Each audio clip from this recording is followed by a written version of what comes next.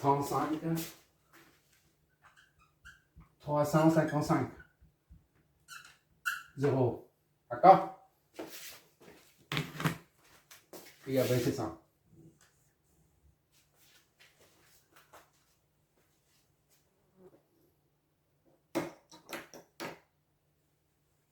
Bon, à partir de là, on déduit ICD.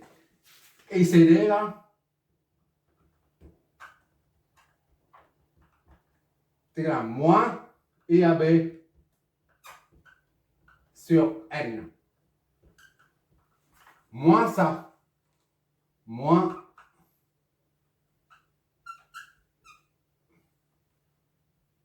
25 racine de 2, 0 sur N, c'est 120 sur 100, 600.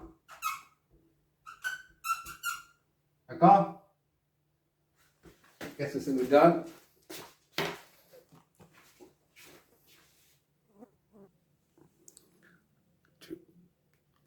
Ok. Vu.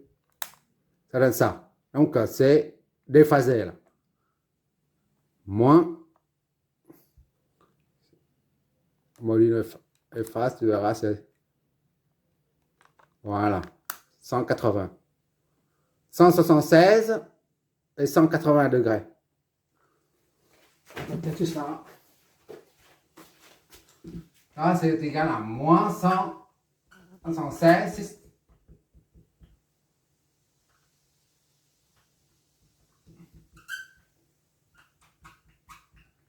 180 degrés.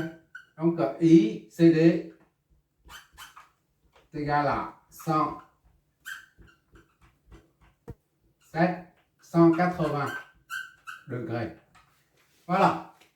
Ça, c'est ampère.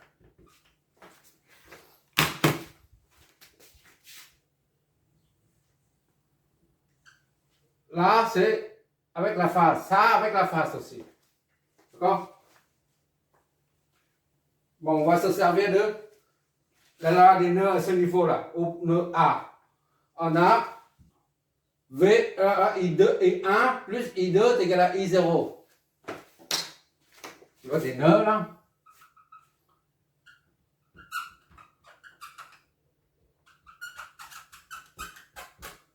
I1, I0 est égal à I1 plus I2. C'est ça, hein? Oui, I1 plus I2. C'est-à-dire, I0 c'est égal à IAB plus ICD. I1 c'est IAB plus ICD. C'est 3. Ou ça, si tu préfères, c'est la même chose, d'accord? AB c'est ça, c'est-à-dire 25 racine de 2, 0, plus ça, 176 et 180 degrés. D'accord? Et 0. Tu verras l'utilité des nombres complexes, les phaseurs. Tout de suite, là, tu verras tout de suite l'utilité. « 25 racine de 2, phase 0, plus ce qu'on vient juste de trouver, ICD. » D'accord? Et ça nous donne ça. Module des phases, ça fait moins 141, 42. Ça fait des phasés de 180. D'accord? On va noter tout ça. Et O, I0, c'est 141, 422, 180 degrés. Ampères. Ce sont des ampères, des amplitudes. D'accord, Marcy, là? Vous pouvez voir, c'est Marcy, là. C'est pas des valeurs efficaces. À quoi ça sert de calculer ça? Ouais. Il y a un but pour ça, un objectif. J'ai repris ce schéma-là. Je le mets là. Je le mets là. 2 fois dessus.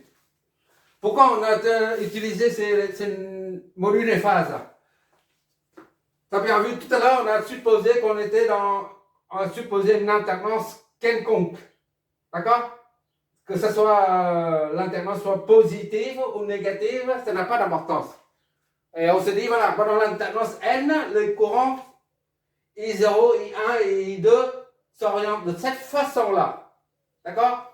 Et on a calculé tout ça en s'appuyant sur l'alternance supposée N. C'est-à-dire I0, et on a trouvé tout ça. I0, c'est il y a 180 degrés là.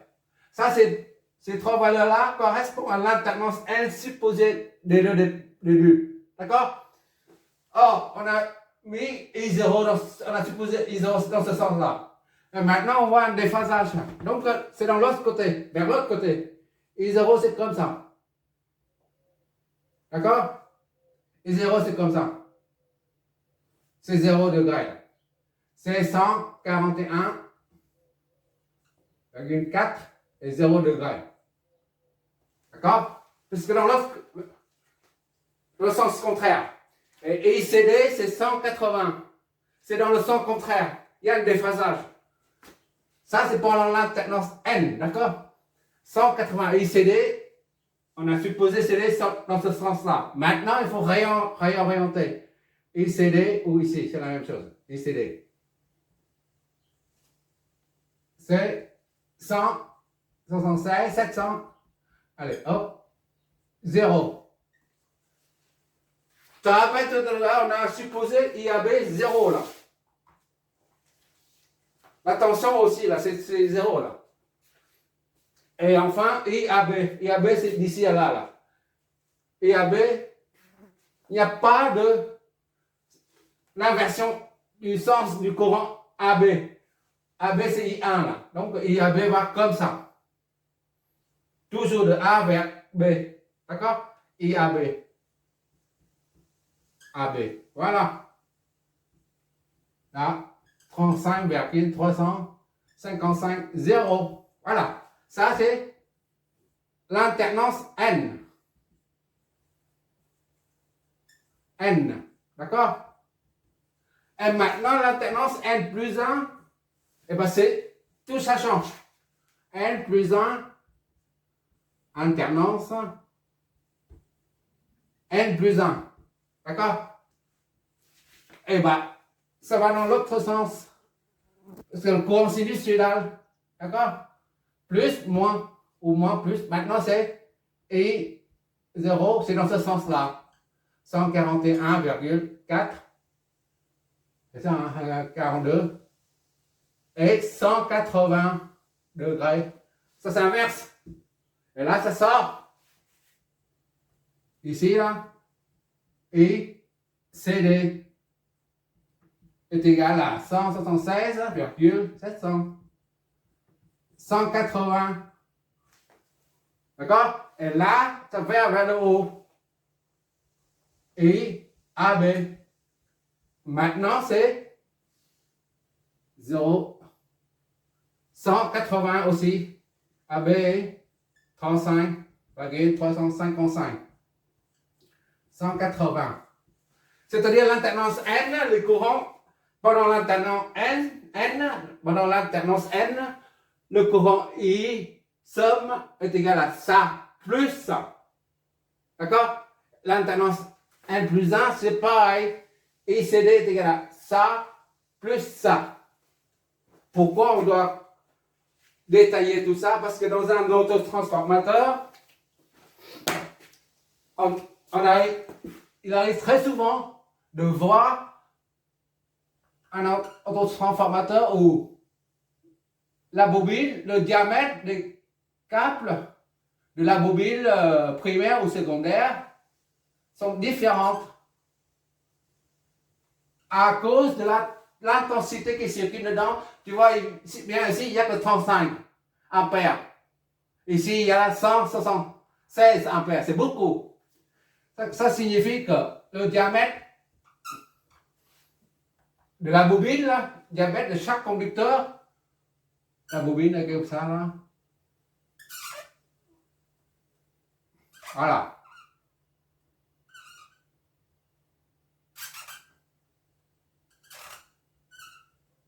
Le diamètre là, ça c'est le diamètre. D'accord? Diamètre de ça est plus important que celle-là.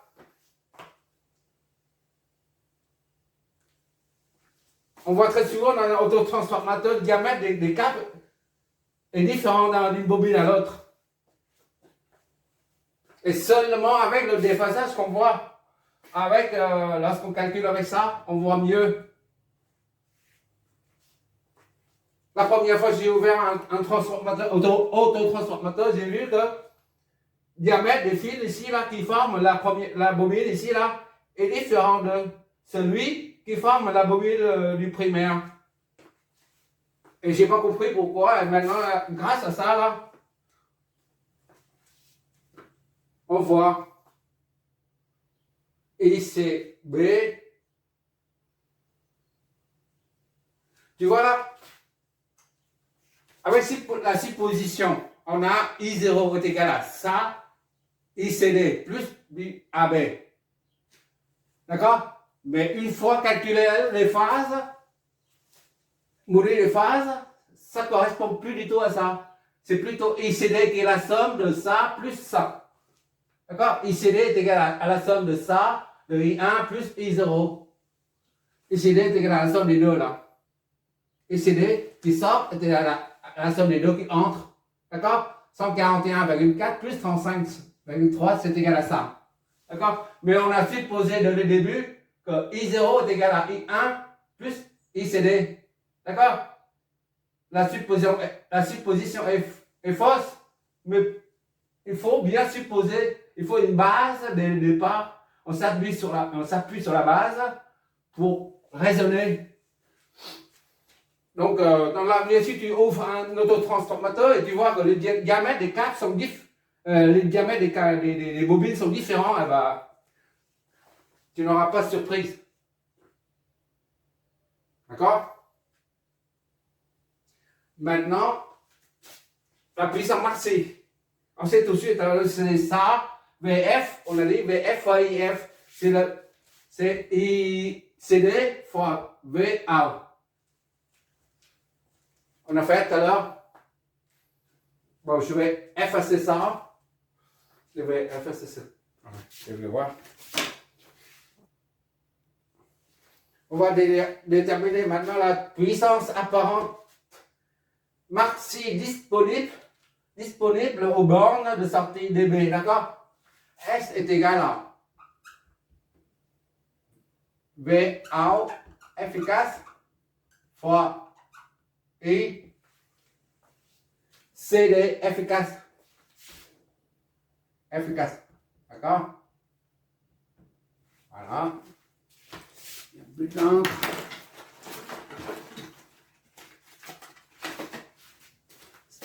ICD efficace. Ah, c'est misère, c'est la misère. VA efficace, c'est 480 fois ICD efficace. ICD, il est où? ICD là.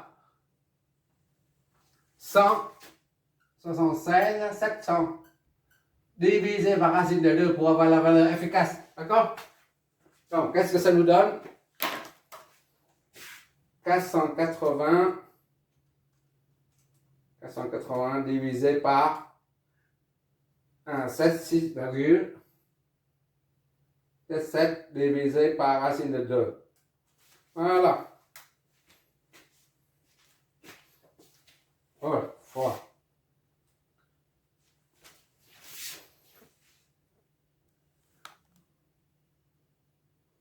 Vu. 500 000 volts ampères, 60 kg volts ampères, d'accord? 500 000 volts ampères. S admissible et donc admissible 500 kV. Voilà. Pour répondre à cette question-là, la puissance apparente maxi. On va bien pour la puissance apparente c'est tension efficace et efficace. D'accord? Il n'y a pas de déphasage. On ne tient pas compte de déphasage. Le déphasage permet de faire la somme des courants. Et quoi encore? Déterminer la charge qui correspond à cette puissance-là, qui consomme cette puissance. S est égal RI au carré. D'accord? RI au carré. Et c'est ICD qui va dans la charge. C'est ICD là, qui va dans la charge. ICD. Là, comme il s'agit d'une puissance apparente, ce sont des valeurs efficaces qu'on a à faire. Donc, c'est ICD efficace au carré. D'accord? Donc, R est égal à S sorti là. S sorti. Ça, c'est S admissible.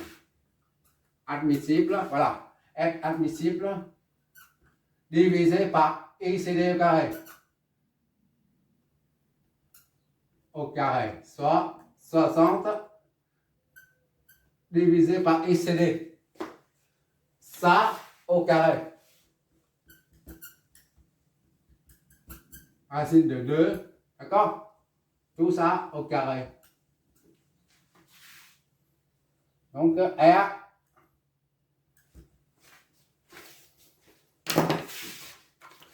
On va vérifier. Voilà, ça va nous donner la valeur de la charge, valeur de résistance de charge. 3,84. D'accord? 3,84 ohms. 3,80. 4 ohms. Qu'est-ce que ça signifie, cette valeur-là, en fait? Plus la résistance est petite, plus le courant qui la parcourt est grande. Quand la résistance devient de plus en plus grande, l'intensité du courant ICD diminue. Et quand la résistance devient infinie, il n'y a plus de courant. D'accord? Donc ça signifie que la charge maxi qu'on peut mettre dedans, là, elle doit être pour ne pas surchauffer. Surchauffer, ça c'est comme ça, 2F. Surchauffer le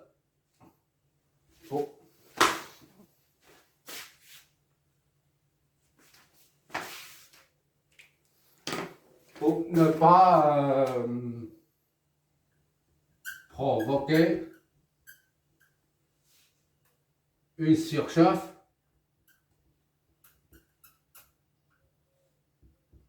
excessive des deux enroulements du transformateur.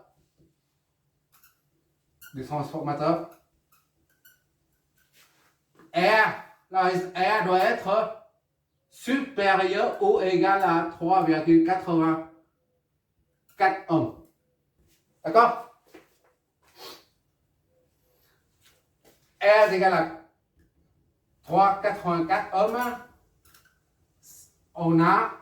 Cela signifie qu'on reste dans le cadre de 15 kVA pour chaque enroulement. S1 est égal à S2 est égal à S est égal à 15 kVA. D'accord? Et S sorti là, S sorti est égal à 60 kVA.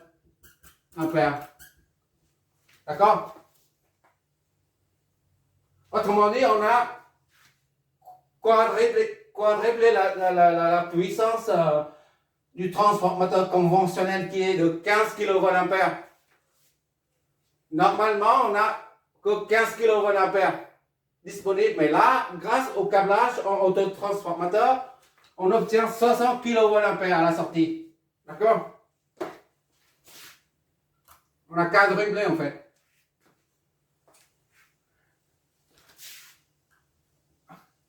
Si R est égal à 1 par exemple, si inférieur à 3,84 ohms, O, par exemple, R est égal à 1 ohm par exemple. Qu'est-ce que ça nous donne? Est-ce qu'on va dépasser la capacité? On va bien voir, on va calculer ça. On met ça à côté. Pour R est égal à 1 par exemple.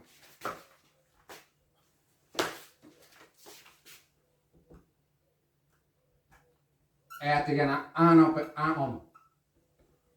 Alors, on a là. C'est un rapport de 3, puisque R est égal à 1, ça signifie qu'il y a un rapport de 3,84. R est égal à 3,84 ohms. On a S1 est égal à S2 est égal à 15. D'accord? Kilovoltampère. Et la sortie, S sortie est égal à 60 kVA. Ça, j'ai juste recopié en haut. Et maintenant, pour R est égal à 1, R est égal à 1, ça signifie un rapport de division. 3,84 divisé par, ça c'est ohm, divisé par 3,84, ça donne 1. D'accord? En conséquent, il faut multiplier ça par le même coefficient. R1 est égal à R2, S1 est égal à S2 fois 15 kVA fois 3,84. D'accord? Et sortie, c'est S sortie est égal à 60 fois 3,84. Qu'est-ce que ça nous donne? Pour R est égal à 1 ohm, on a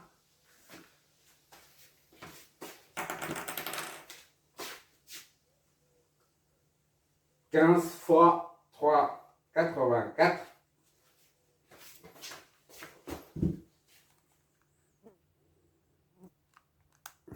« 57, d'accord? 57,6. S1 est égal à S2, d'accord? 57,6. Donc supérieur à S là. S qui est 15. Supérieur à 15 kVA. S sortir 60 fois 3,84. 60 kVA fois 230,4 kVA.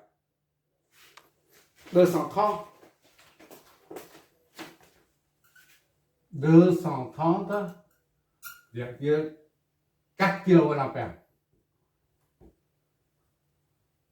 Qu'est-ce que ça signifie? Ça signifie que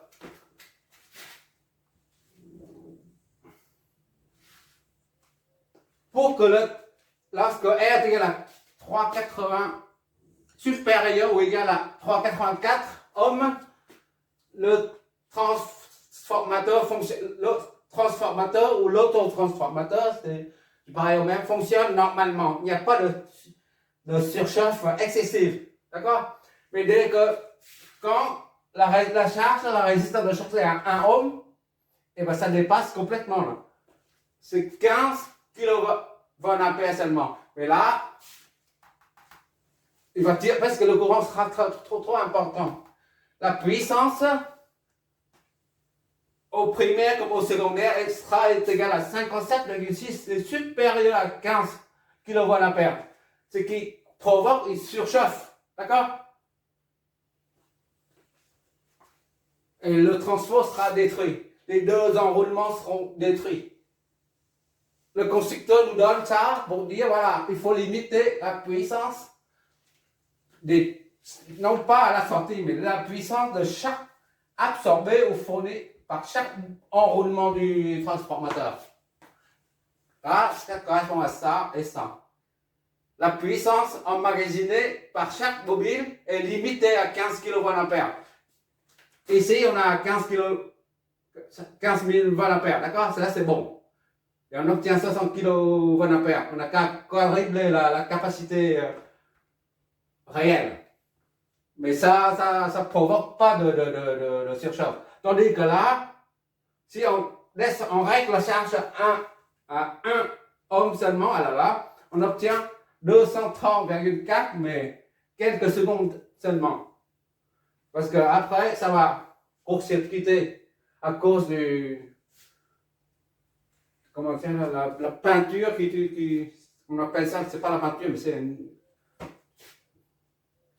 bref, c'est la peinture de couleur rouille, qui enveloppe tous les bobines. Les bobines seront grillées à cause des 57,6 qui est supérieur à 15 kVA fixé par le constructeur. D'accord? Voilà, à mon avis, tu as bien assimilé le truc. Comment faire pour en déduire? Primo, c'est là les courants. Là. Donc, au début, on a supposé I0 est égal à I1 plus I2. Mais en fait, à la fin, grâce au modèle des phases, on trouve que I1 et I0 est égal à ICD. C'est les plus pareils, d'accord? Et c'est la raison pour laquelle, chaque fois que tu ouvres un autotransformateur, tu regardes bien les bobines, tu verras que le diamètre sont pas les diamètres sont pas les mêmes. Et pour cause, d'accord? Et la puissance disponible, puissance fixée par les constructeurs, la puissance S est à respecter. Lorsqu'on veut augmenter via la tension, via un câblage en autotransformateur, abaisseur ou élévateur de tension, il faut toujours observer cette énergie, cette puissance. On va faire un deuxième avec deux sources, d'accord? On va faire un deuxième avec deux sources de tension différentes. Par exemple, ici 600, au lieu de 600, et ben au 120, on n'a que 30 volts, par exemple. Et on va voir ce que ça donne à la sortie. D'accord?